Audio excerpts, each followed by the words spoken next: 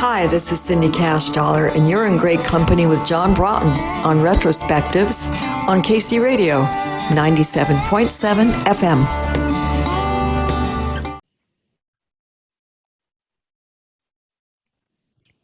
Hi, Cindy. Good morning, John. How you going?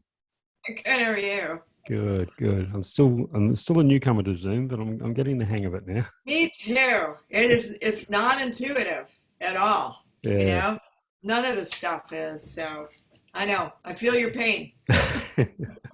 But I can hear you and you can hear me, and that's all we need for radio. So I can see you. I Can you can see see you me? too. Yes, I can. Yep. How you doing? Hey, we did it. We're in. We're We're in. high tech. Okay. If you're all comfortable and set to go, we'll jump in. I'll try not to push your memory too much. I tell you, it's so weird. I don't know about you, but it's like so hard to pinpoint like specific years now. But Oh, yeah. do whatever you got to do. Uh, Right. all right. Well, just to start, nice easy one for you. Can you remember your first guitar? My first guitar was a K, which, as most guitar players and probably listeners know, were not of the highest quality. So the action was really high. I started playing guitar long before I started playing slide. So it was not a good quality guitar, but that was the one my folks got me. So that's what I soldiered through on. And what about the Dobro? What was the initial attraction there? Is there a pinpoint moment that you remember first being attracted to that?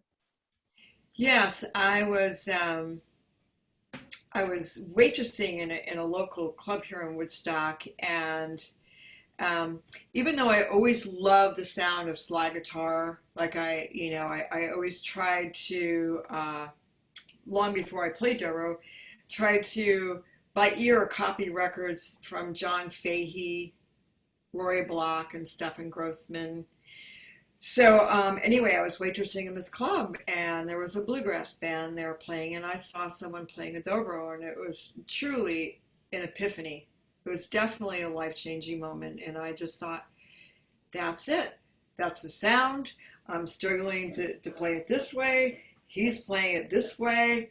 It all looks like it could be doable. So that was the moment, and I asked him, "Oh, do you give lessons?" No, but his teacher gave lessons. So that's what started that whole journey. Tell us about growing up in Woodstock. I can only imagine it would have been a magical place to grow up, and I assume it would have been very difficult not to grow up there without being influenced into doing something creative, being the arts community that we're led to believe it is. It was. I feel really lucky to have grown up there because, especially when I did in the mid to late '60s, it was really, it's always been an artist area. One of the first art colonies in New York State was established there, the Birdcliff Art Colony, the Maverick Colony. So there was always a lot of artists and musicians. But when I was growing up, and there was a lot of clubs and live music, and my guitar teacher, Billy Fair, who is more known for playing a very eclectic style of banjo, also gave guitar lessons. So I think seeing my first live concert that he was in, and then going to the precursor festivals of the Woodstock Festival, which were it was called the Sound Out, and it was held on a farm a few miles outside of Woodstock. So I was going to those when I was 13 years old, so or 12 actually. So it was all around. It was not hard to find. So I feel very lucky in that way. So I would say that growing up here truly was the best education that someone like me who never had the opportunity to go to a music college, this was it. This was the best that you could get. Later on, there was a club in Woodstock called the Joyous Lake that had a lot of name touring acts that came through, Muddy Waters and Willie Dixon and Bonnie Raitt and Tracy Nelson, and a lot of musicians of all kinds. And so I was there every chance I could get. So I even, before I graduated high school.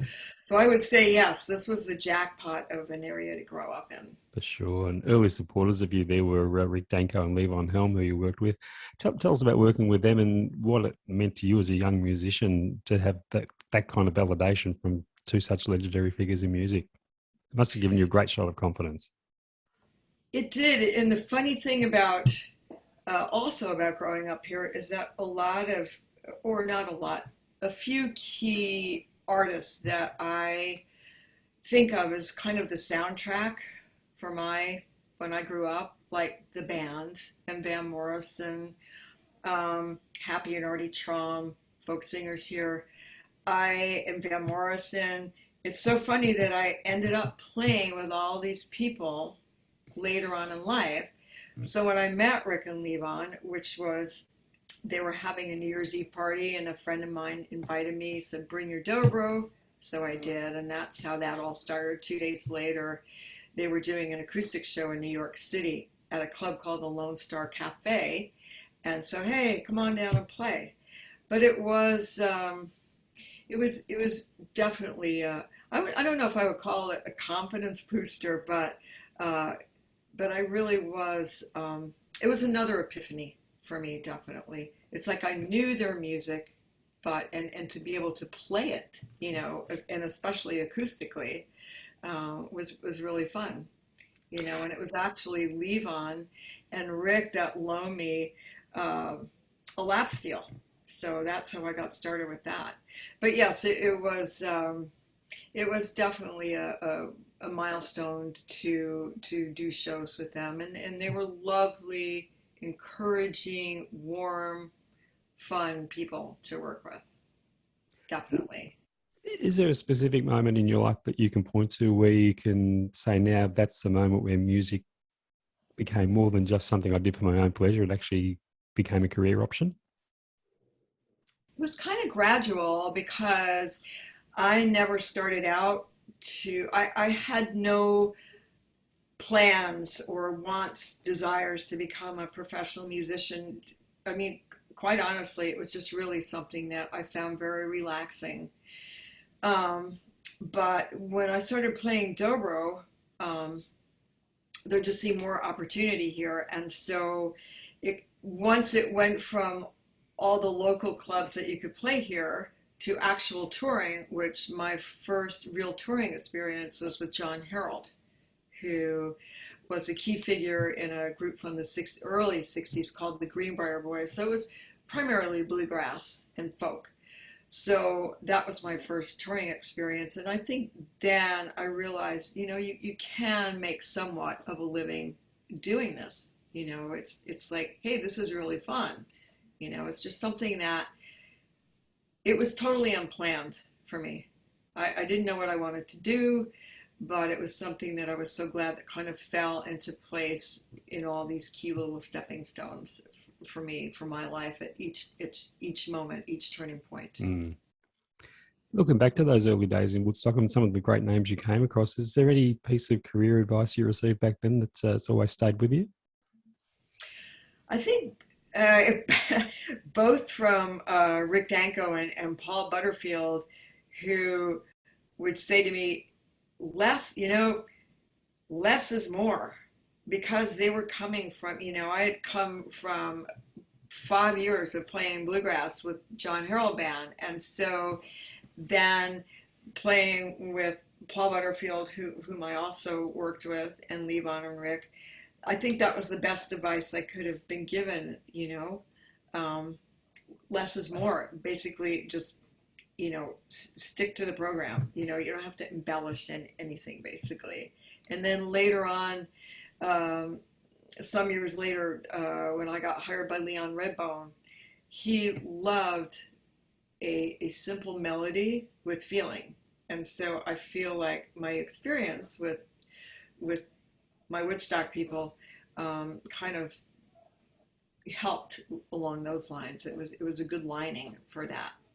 I was going to ask about Leon. You spent quite a bit of time touring with him. I always thought he was an artist that never quite got the recognition he deserved. Tell us about working with Leon, and I guess was I, he a mentor to you in a way? um, yeah, I mean, he was definitely, I always say every experience that I have had, and still, thankfully, you just keep learning, right? I mean, once you stop learning anything, it's just like you kind of wither on the vine. But I think that Leon was a very important part of my musical life, because I always loved the type of music that he revered so much. And yes, I learned quite a lot from him. Learned so much more about artists. For example, he turned me on to Lonnie Johnson, who I had never heard of. Who I think is probably one of the most, I would say, elegant of that genre of blues at that time.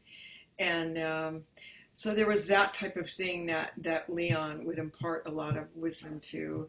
But also, he was very fun to tour with. He was really into food. His father was a chef, and he was a great cook as well. So going to restaurants with him was always an experience. It was like you got the whole package. You got music, you got food, you got travel. But yes, he was certainly a very eccentric person. I think it was, it's like no matter who you work with, and no matter, I think, what you do in life for a living, you're always going to work with people that have quirks. We all have them. Yes. He just, I think, had more than most people. And I think, once you understood what those were, you were open to just more experience, But I agree with you that he was more underrated than should have been. I think a lot of people saw him more as a character than an artist. I thought his guitar playing was phenomenal, and his rhythm guitar playing, which to me, as years go by, seems to be almost a lost art sometimes. But he was a very definitive artist that I feel played and sang with conviction. And so to work with an artist like that, I feel very fortunate. And as those before him, he also laid more groundwork for me in other areas that I continued on to. But I would say yes, I like the way that you said, that you mentioned mentor, because I never really thought of him as such. But yeah, since you brought it up, he really was. So talk us through the circumstances surrounding you making that move to Nashville and joining Asleep at the Wheel. That was in 1992 that my husband at the time, Frank Campbell, who's a bass player, and I decided to move to Nashville because the club scene in Woodstock was no more. It was really drying up. Nobody can ever figure it out. Was because they raised the drinking age at one point, because they raised, because DWI laws got more strict, because a recession happened. I have no idea. But for whatever reason, the whole live music scene changed here. So, and, and also living here in the Catskill Mountains, if you heard of someone that might be looking for someone in their band, by the time it got here, it was old news, So we decided to move to Nashville, because friends of ours from Woodstock had moved there and had an extra room in their house that we could stay in, and B, it was a perfect opportunity to hear firsthand, oh, so-and-so's looking for a bass player, so-and-so's looking for a dobro player, a steel player. That was the reason for the move. Didn't know anybody except for our two friends that moved there, and the artist and then producer Jim Rooney. That was it. And we were only there 6 months. Have you ever contemplated how your career may have panned out had you not made that move and auditioned yourself for that band? Many times, because I believe that was a turning point. I had gotten into Western swing years prior, but never really played it, but I liked it. In the late 70s, the next door neighbor had given me a stack of Bob Wills records, which I thought were really cool, but never thought another thing about it. But yes, I think that the move to Nashville was just one of those things where it was the right place at the right time. I mean, moving to Nashville, moving anywhere is always a crapshoot. But it's very tied up. It's like moving to Austin was a real eye opener because it's more of a live music town. But at the time that I was in Nashville, it seems like more of a songwriting, business, studio kind of town. There was clubs, certainly not as many, more than Woodstock, but not as many as Austin. So it was just a very fortunate evening that, and I was still touring with Leon Redbone, but he was kind of cutting back on a lot of work. He was doing a lot of TV jingles, and he was doing more, less touring and more business work that would enable him to stay home and collect money, collect royalties from TV commercials and that kind of thing. So anyway, it was just a fortunate evening in Nashville that my husband at the time met someone at a club who said they heard that Asleep at the Wheel was looking for a steel player, and they were coming into Nashville the next day to tape a TV show. So that's how that all happened, was meeting up with the Wheel then. And leaving that band, was that something you contemplated for a while, or was there a specific moment when you knew the time was right for you to move on? Leaving Asleep at the Wheel? Yeah. I had been with them for 10 years and loved it, but I felt at that point that I was getting a bit stagnant in music. It was amazing to play Western swing and all that genre embodies, because it embodies so many styles of music. But I was just playing steel. I missed playing acoustic slide. I missed being able to do the kinds of music I did before I joined Asleep at the Wheel. So I just felt like I was burnt out. They had a very heavy touring schedule. And after 10 years, I was really ready for a change. And so I left on good terms. I was honest. I just said to Ray Benson, I'm burned out. And his first words were, well, I can't believe it took you this long. So he was very understanding. And, I'm still working with them. I did two tours with them this summer, and I'm doing another one in October for the 50th anniversary. So Cool. All was well. Yeah. All was left on very friendly terms. It was all very amicable. At some point, you just know when you need a change, and the situation is not propelling you forward. It's not getting your creative juices flowing. And at that point, I feel like you're not doing those that you were working for and with any favors. So it was definitely time for me to move on. I thought it was fair to myself and them. Yep. You finally got around to putting out an album in your own name with the Slideshow album. Did you have to be persuaded to put out something in your own name as a solo artist? Were you a reluctant solo recorder?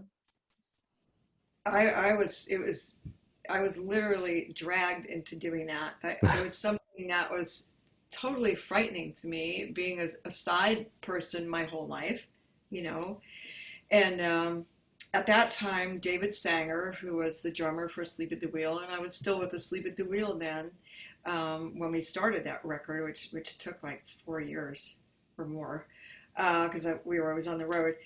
David Sanger had a drummer for the Wheel, had a record label, and he thought, you really should. You have a lot of fans, you should put out a record. So he was the catalyst. And once it started, and I started making a list of people that I wanted to have on the record, whether I figured they would come or not, it started getting really fun. So it was a process, but a learning process. But I thought, it's really amazing to be able to finally, after all those years, call the shots. I got to pick out what songs I wanted to play and pick out the players. And, I got friends involved, people that I had played with, like Sonny Landreth, and, idols like Mike Aldridge, Dobro player Mike Aldridge, so who I had never played with but had always idolized. So that was... it was something I didn't want to do, but I'm really glad I did. Just talk about some of the sessions that you've worked on through the years. It's such an impressive list of people that you've worked with. Are there any in particular that you're especially proud of? That's a tough that's a tough question. Um, I I love the Cold Roses double album that I did with Ryan Adams. Hmm. It's one of my favorites. Um, I loved the two Bob Wills tribute albums by Asleep at the Wheel. There were so many different guests on those, and so it was just a joy to be able to meet a lot of those people like Merle Haggard and Lyle Lovett, and it just so many, there were so many different guests on those two tribute to Bob Wills. One was called A Tribute to Bob Wills and the Texas Playboys. The other was Ride with Bob. So those two were very fun. Um, uh, Trying to think. There's been a lot, and they've all been fun. Um, uh, I've enjoyed pretty much everybody I recorded with. Recording with Bob Dylan on Time Out of Mind, I think, was another um, really interesting project that sticks in my mind. But pretty much, I think if you go to my website, cindycashdollar.com, and look at the discography, it's all music that I have loved. And so, quite honestly, each one of those albums that's on there, I love doing, you Yeah. know. So, off the top of my head, I'm just, you know, spouting, spewing records that come to mind. But pretty much all of those on there have a meaning. Leon, I think I did 5 Leon Redbone records. Those were all fun. Yeah. I generally tend to do projects that I feel, that I really have emotion for, and so therefore that's why I say that most of those records on there mean something. I can remember every one of those sessions pretty much. I'm guessing the Dylan session is probably the one you're asked about the most. And well, in my opinion, it was probably Dylan's strongest album of that decade. Any standout memories of working with Bob in the studio? It was a very interesting project because, one, I had never crossed paths with Bob, and everybody kind of assumed I did because he lived in Woodstock, but I was, too young to. I mean, I was aware that he lived in Woodstock at the time, but our paths would never have crossed back then. Um, but so it was really nice to meet him and to see the process of. I mean, I had done plenty of live recording sessions at that point, but I had never done a live recording session with that many people at one time. And there was a lot of people in that studio at one time. I did the sessions that were recorded at Criteria Studios in Miami. Mm-hmm. So, and I only knew a couple of people. I knew Tony Garnier, the bass player. I knew Dylan's bass player. I knew Augie Myers, one of the keyboard players, and I think Duke Robillard I had met once that came in a little later. But that session really, the one thing besides the joy of working with Jim Keltner, who's one of my favorite drummers, and Bob, who I thought was wonderful to work with, and Daniel Lemois, was the fact that that record sounds exactly like that room in Criteria. Oh. Yeah, when you listen, when I got mailed the record and just sat down and went, because you never know, you work on these records and you never know what you are going to sound like, what they've made you sound like at the end result, right? It's kind of a crapshoot sometimes. So, but when I sat down and listened to it, boy, it was such a moment because it just took me right back to that room. It really was recorded live, and you can hear that room on that record, which I think is wonderful. It was just a big kind of room that just had so much sound to it, and you have 12, 13 people recording live at one time. So that's a very live record and it wasn't like you sat there making charts. Bob would go over the songs a few times and then it was just play. Yeah. It was really just, and there was no overdubbing or oops, I'm sorry, I made a mistake. You really couldn't. So when you go into the studio for a session with an artist that you've been a fan of for so long, is it difficult to put aside being a fan and just focus on the job at hand? No, and not even with Bob, because honestly, before I did the Time Out of Mind sessions, people somehow felt compelled to tell me, well, you shouldn't do this with Bob, and all the stories you hear about artists, and I just put those aside because everyone, I feel, has their own opinions. And I think that if you're going to sit there and kind of get nervous and dwell on what is or is not going to happen, you're not going to be open to the moment or open to the creative path where your brain is going to be working to connect with the artist, to connect with their lyrics, which I always find very important. If I go in a session, I always ask for the lyrics, and so, yeah, I just have to delete all those thoughts, whether it's fear or excitement, because otherwise you can't do your job, which is to just be there and be creative and serve the song. If you get in your head, if you start thinking, it's all over. Yeah. No, that makes perfect sense. Intuitive. You got to be intuitive, Yeah. So do you have a wish list of people that you'd still like to record with if the opportunity arose? It changes. It just keeps changing every year. I don't know. That's a tough one to answer because I love so many different kinds of music. It's like I just recorded with the Goo Goo Dolls this year. It's like, who would think? Yeah. And that was, I love them. So that was like a wonderful, surprise opportunity, because I do love so many genres. I would love to just, play with, I think Bruce Springsteen is such a force, I can't imagine what it would be like to record with him live because I think he's got so much energy. So I always think it would be fun to record with him. Tom Petty was always on my list. Sadly, he's not with us anymore. Yeah. John Hyatt, I'm a huge fan of. David Lindley, I always thought that would be fun to sit down and play with him.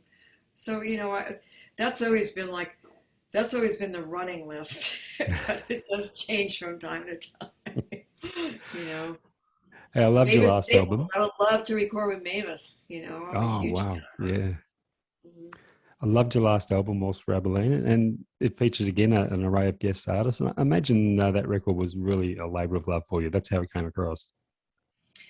Yeah, thank you. It was. First, because obviously it had been so many years since Slideshow came out, which was in 2004. So just the logistics of doing what one does in this path of career and then trying to get everyone else together that's also doing the same thing was a bit challenging. But it was a labor of love.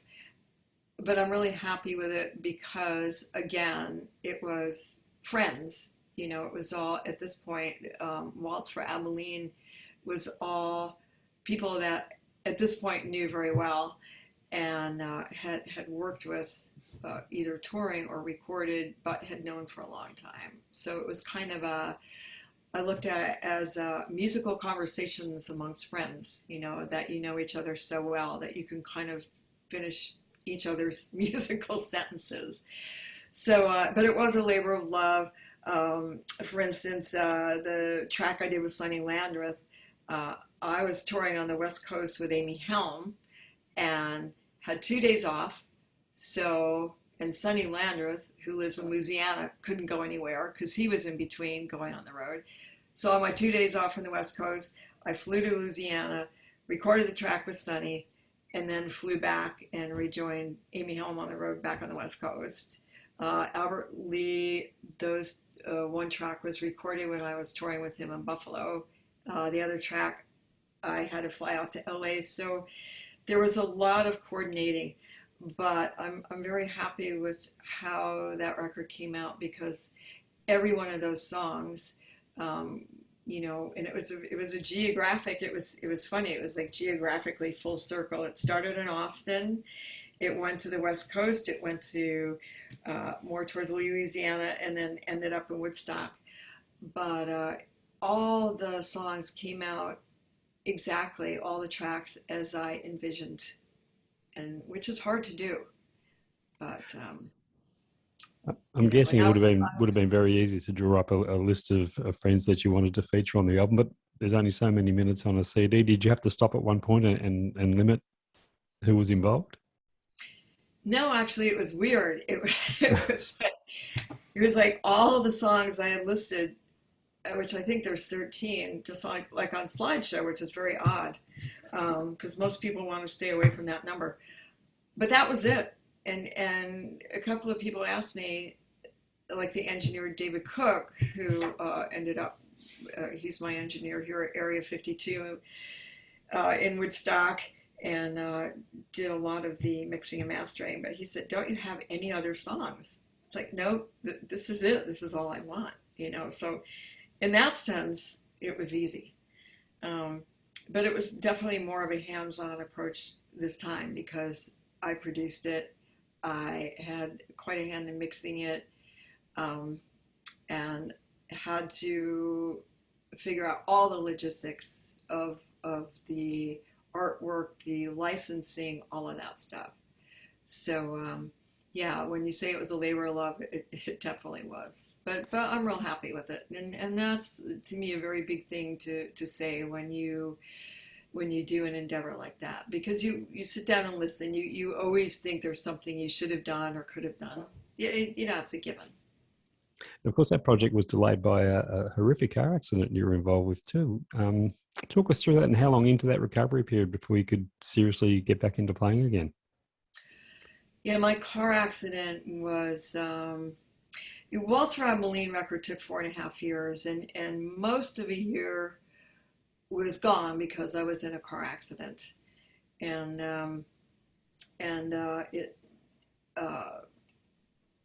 I had a compression fracture. I injured my shoulder, and it was all injuries that, you know, it took about a good 6 months or more of recovery. You know, I could walk around. You know, I was only in a back brace for like 2 months maybe. You know, and I'm fine now. But it just kind of delayed the whole process of concentrating on the creative part of it. I just didn't feel like doing it. My main goal was just to heal, you know, and feel better. So that was like a year.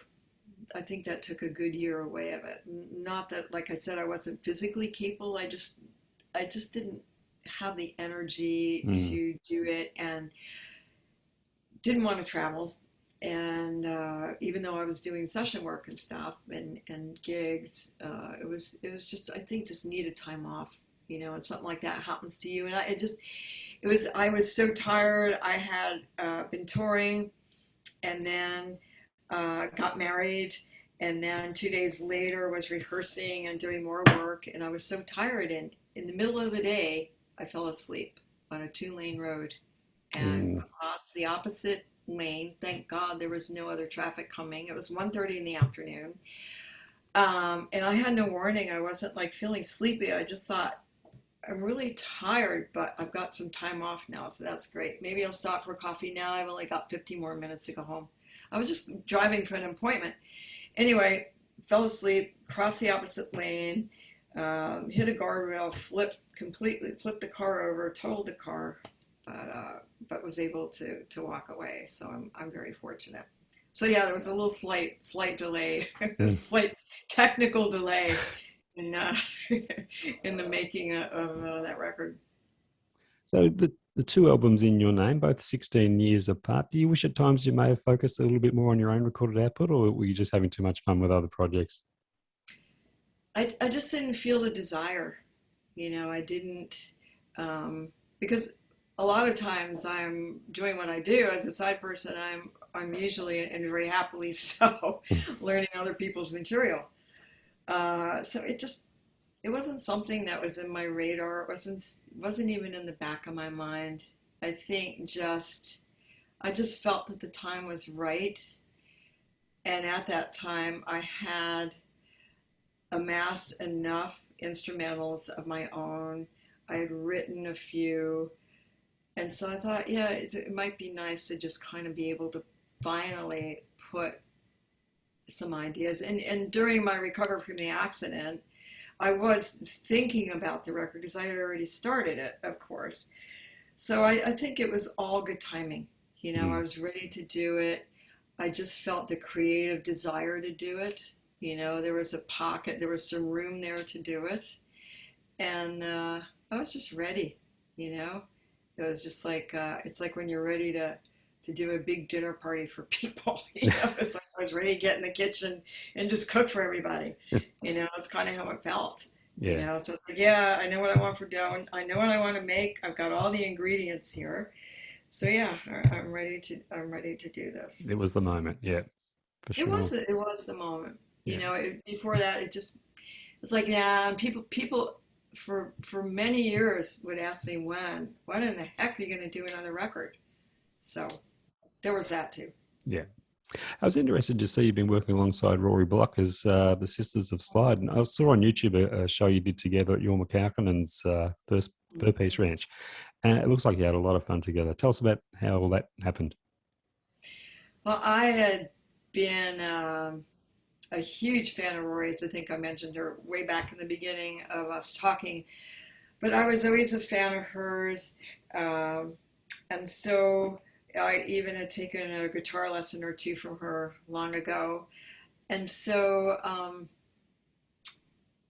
I think it was not too long ago, maybe 12 years ago or so, we crossed paths at a festival. It was a guitar festival, and they put us on the same workshop, but we didn't know it. It was just all of a sudden, oh, you and Rory are going to do a slide workshop, and we hadn't seen each other in years and years. So that was great fun. I hadn't seen her, I don't think, since that guitar lesson she gave me when I might have been 19 years old, maybe. Wow. So it was a thrill to finally see her.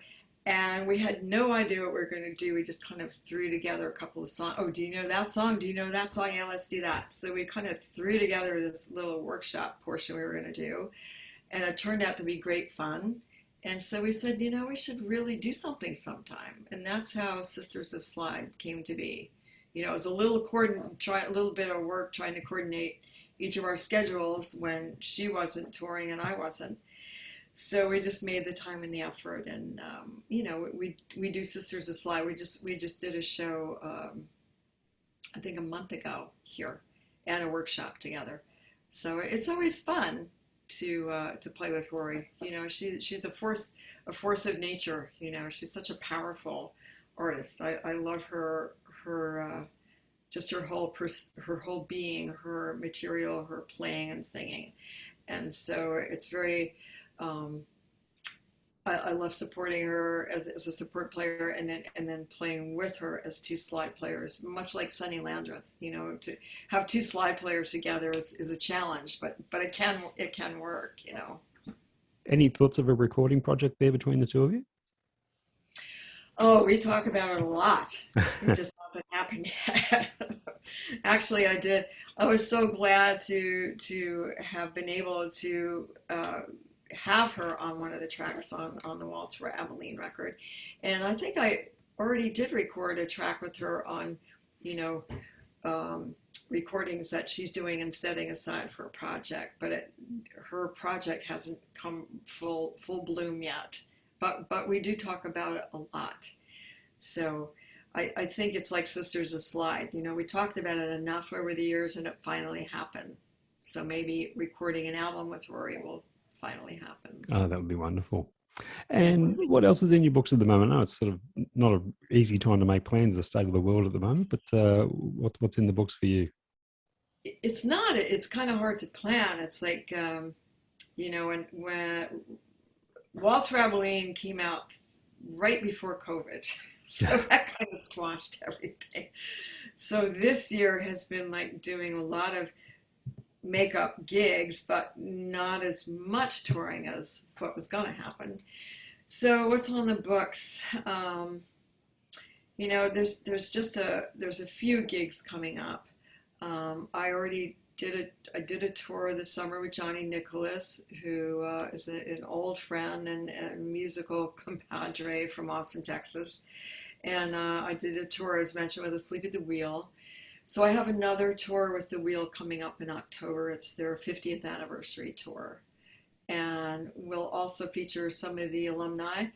Tony Garnet, who plays bass for Bob Dylan, and is a music director, was one of the original alumni bass players at Asleep at the Wheel. Chris O'Connell, vocalist, Floyd Domino, Leroy Preston, Danny Levin. So there's a lot of alumni on the Asleep at the Wheel tour, which will be fun. And I have a couple of dates coming up with Robbie Dupree, who is, as obviously you're familiar with him. That's a very fun gig for me. It's something that you would not think a lap steel would fit in, but it does, and steel guitar. And then I've got one or two shows with a swing band that I put together in this area called Cindy Cashdollar and the Syncopators, with my brother Russell Cashdollar on drums. Oh, and wow. So that's coming up. And I'm trying to think of, I just did some sessions, but for now it just looks like some rehearsals coming up, and that tour, and that's about it. I don't know.